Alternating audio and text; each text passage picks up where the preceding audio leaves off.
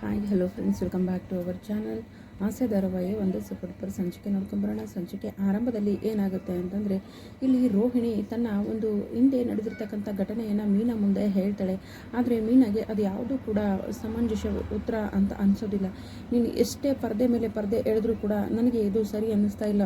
ಈ ಮನೆಯವ್ರಿಗೆ ಮಾಡಿರೋ ದ್ರೋಹ ಅಂತಿದ್ದದ್ದಲ್ಲ. ನಿನ್ನ ಮೇಲೆ ನನಗೆ ಅನುಕಂಪ ಇರ್ಬೋದು ಒಬ್ಬ ಮನುಷ್ಯಳಾಗಿ, ಆದರೆ ನೀನು ಮಾಡಿರ್ತಕ್ಕಂಥ ಈ ಮೋಸ ಯಾವತ್ತೂ ಕೂಡ ನಾನು ಕ್ಷಮಿಸೋದಿಲ್ಲ.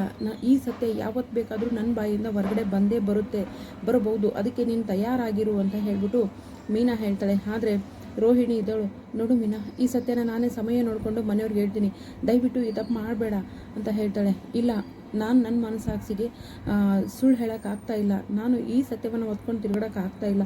ಈ ಸತ್ಯ ಯಾವಾಗ ಬೇಕಾದರೂ, ಯಾವ ಕ್ಷಣದಲ್ಲಿ ಬೇಕಾದರೂ, ಯಾರ ಮುಂದೆ ಬೇಕಾದರೂ ಹೊರಗಡೆ ಬರ್ಬೋದು. ಅದಕ್ಕೆ ನೀನು ತಯಾರಾಗಿರಬೇಕು ಅಂತ ಹೇಳ್ಬಿಟ್ಟು ಈ ರೋಹಿಣಿ ಮೀನಾಗೆ ಹೇಳ್ತಾಳೆ. ಸೊ ಈ ಕಡೆ ರೋಹಿಣಿ ಒಂಥರ ಹೆಂಗಂತಂದರೆ ಉಸಿರು ಹೊಳ್ಳಿ ಇದ್ದಂಗೆ ತನ್ನ ಕತೆ ಹೇಳ್ತಾಳೆ. ಆದರೆ ಒಂದು ಹೆಣ್ಣಿಗೆ ಆಗಿರೋದು ನೋವೇ. ಆದರೆ ಮೀನಾ ಮಾತ್ರ ಏನಂತಂದರೆ ಅವಳಿಗೆ ಒಂಥರ ಹೌದು, ಅವಳು ಅಷ್ಟೊಂದು ಕಷ್ಟ ಹಿಡ್ಕೊಂಡು ಚಿಕ್ಕ ವಯಸ್ಸಲ್ಲಿ ಹಾಗಾಯಿತು ಹೀಗಾಯಿತು, ಅವ್ರ ಮನೆ ಕಷ್ಟ, ಅವ್ರ ತಂದೆ ತಾಯಿ ಕಷ್ಟ, ಅವ್ರಿಗೆ ಮದುವೆ ಮಾಡಿಕೊಟ್ಟಿರೋದು ಎಲ್ಲ ಹೇಳಿದ್ಲು ಸರಿ. ಆದರೆ ಮನೋಜ್ ಅವ್ರಿಗೆ ಸುಳ್ಳು ಹೇಳಬಾರ್ದಾಗಿತ್ತಲ್ವ. ಸೊ ನನ್ನ ಜೀವನದಲ್ಲಿ ಈ ರೀತಿ ಆಗೋಯ್ತು, ಈಗಲೇ ಒಂದು ಮದುವೆ ಮಾಡ್ಕೊಂಡು ಇಷ್ಟೆಲ್ಲ ಕಷ್ಟಪಟ್ಟಿದ್ದೀನಿ ಅಂತ ಸತ್ಯ ಹೇಳಿದಿದ್ರೆ ಚೆನ್ನಾಗಿರ್ತಿತ್ತೇನೋ. ಬಟ್ ಸತ್ಯ ಹೇಳಿಲ್ಲ. ಹಾಗಾಗಿ ಮನೇಲಿ ಎಲ್ರಿಗೂ ಕೂಡ ರೋಹಿಣಿ ಮೇಲೆ ಅತ್ತೆಗಂತೂ ಅತಿಯಾದ ನಂಬಿಕೆ, ಪ್ರೀತಿ. ಅದನ್ನು ಹೇಗೆ ಉಳಿಸ್ಕೊತಾಳೆ, ಹೇಗೆ ಸತ್ಯವನ್ನು ಹೇಳ್ತಾಳೆ. ಇನ್ನು ಪೂಜೆಗೆ ನೀರು ತರೋಕ್ಕೆ ಅಂತ ಹೋದಾಗಲೂ ಕೂಡ ಭಾಳಷ್ಟು ತುಂಬ ನೊಂದೋಗ್ಬಿಟ್ಟಿದ್ದಾಳೆ. ಭಾಳಷ್ಟು ಮಾತುಗಳನ್ನು ಕೂಡ ಹೇಳಿದ್ದಾಳೆ, ಒಳ್ಳೆಯದನ್ನು ಹೇಳಿದ್ದಾಳೆ. ಆದರೆ ಈ ರೋಹಿಣಿ ಅರ್ಥ ಮಾಡ್ಕೊಳ್ತಾ ಇಲ್ಲ. ಇನ್ನು ಮನೆಯವ್ರಿಗೆಲ್ಲ ತಿಂಡಿನ ತೊಗೊಂಡು ಬಂದಿರ್ತಾಳೆ. ತಿಂಡಿ ತೊಗೊಂಡು ಬಂದ್ಬಿಟ್ಟು ಸರ್ಪ್ರೈಸ್ಡಾಗಿ ಏನಂತಂದರೆ ಮೀನಾ ಪರ ಮಾತಾಡ್ತಾಳೆ. ಮೀನಾ ಪರ ಮಾತಾಡಿದಾಗ ಮನೋಜ್ ಇದ್ದವನು, ನೀನು ಈ ಹೂ ಮರೋ ಪರ ವಹಿಸ್ಕೊಂಡು ಮಾತಾಡ್ತೀಯ, ಅದು ಈ 5 ಡಿಗ್ರಿ ಮನೋಜನ್ನ ಎದುರಾಕೊಂಡು ಅಂದಾಗ, ನೋಡಿ ಮನೋಜ್, ಆ ರೀತಿ ಎಲ್ಲ ಮಾತಾಡಬೇಡಿ, ಮೀನಾ ಅವರು ತುಂಬ ಒಳ್ಳೆಯವರು ಅಂತ ಹೇಳಿ ಮೀನಾ ಬಗ್ಗೆ ಒಳ್ಳೆಯದನ್ನು ಮಾತಾಡೋಕ್ಕೆ ಶುರು ಮಾಡಿದ್ದಾಳೆ. ಯಾಕಂತಂದರೆ ಏನಾದರೂ ಅಪ್ಪಿತಪ್ಪಿ ನಾನು ಮೀನಾ ಬಗ್ಗೆ ಮಾತಾಡಿದ್ರೆ ಎಲ್ಲಿ ನನ್ನ ಬಂಡವಾಳ ಬಯಲಿಗೆ ಬರುತ್ತೇನೋ ಅನ್ನೋ ಭಯ ಕಾಡ್ತಾ ಇದೆ ರೋಹಿಣಿಗೆ. ತಿಂಡಿ ತೊಗೊಂಡು ಬರ್ತಾಳೆ. ಏನಿದು, ರೋಹಿಣಿಯವರೇ, ಮೀನಾ ಮರಿ ಜೊತೆ ಅಷ್ಟೊಂದು ಕ್ಲೋಸ್ ಆಗಿದ್ದೀರಾ, ಜೊತೆಗೆ ತಿಂಡಿ ಬೇರೆ ತೊಗೊಂಡು ಬಂದಿದ್ದೀರಾ ಮನೆಯವ್ರಿಗೆಲ್ಲ ಅಂತ ಹೇಳ್ಬಿಟ್ಟು ಆಶ್ಚರ್ಯದಿಂದ ಕೇಳೋಕ್ಕೆ ಶುರು ಮಾಡ್ತಾಳೆ ಶ್ರುತಿ. ಆದರೆ ಇವಳು ಬಂಡವಾಳ ಮೀನನಿಗೆ ಗೊತ್ತಿದೆ ಅನ್ನೋದು ಮನೆಯವ್ರಿಗೆ ಯಾರಿಗೂ ಗೊತ್ತಿಲ್ಲ.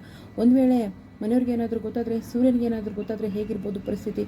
ಸೊ ಸತ್ಯ ಗೊತ್ತಿರೋ ಮೀನನ್ನು ಈ ರೋಹಿಣಿ ಏನಾದರೂ ಅಪಾಯಕ್ಕೆ ದೂಡ್ತಾಳ ಅನ್ನೋದೇ ಒಂದು ಯಕ್ಷ ಪ್ರಶ್ನೆ ಆಗಿದೆ. ಯಾಕಂದರೆ ಸೂರ್ಯ ಅವರು ಹೇಳ್ತಾರೆ, ಅಲ್ಲ ಅಯ್ಯೋ ಬೆಂಕಿ ತೊಗೊಂಡು ನೀನು ಯಾಕಮ್ಮ ನೀರ್ಬೋದೆ, ನಾನೇ ಹೋಗ್ತಿದ್ನಲ್ಲ ಅಂದಾಗ ನಾನು ಹೋಗಿದ್ದಕ್ಕೆ ಸರಿ ಹೋಯ್ತಿರು, ನೀವೇನಾದರೂ ಹೋಗಿದ್ರೆ ಇವತ್ತು ಪೂಜೆ ನಡೆಯುವ ಬದಲು ಏನೋ ಬೇರೆಯೇ ನಡೆದೋಗ್ತಿತ್ತು ಅಂತ ಮೀನಾ ಕೂಡ ಹೇಳ್ತಾಳೆ. ಯಾಕಂದರೆ ರೋಹಿಣಿಯ ಒಂದು ಸತ್ಯ ಮೀನನಿಗೆ ಗೊತ್ತಾಗಿದೆ. ಇನ್ನೂ ಏನೇನಾಗುತ್ತೋ ಏನೋ, ಸದ್ಯಕ್ಕಂತೂ ಇಬ್ರಿಗೂ ಹಾವು ಮುಂಗ್ಸಿ ಥರ ನಡೆದಿದೆ.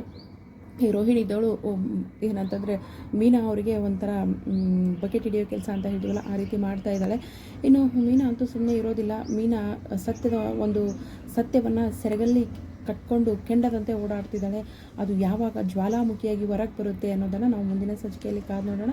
ವಿಡಿಯೋಗೆ ಒಂದು ಲೈಕ್ ಮಾಡಿ, ಚಾನಲ್ ಸಬ್ಸ್ಕ್ರೈಬ್ ಮಾಡಿಕೊಂಡು ಸಪೋರ್ಟ್ ಮಾಡಿ. ಮೀನಾ ಸತ್ಯ ಮನೆಯವ್ರಿಗೆ ಹೇಳಬೇಕಾ, ಹೇಳಬಾರ್ದಾ?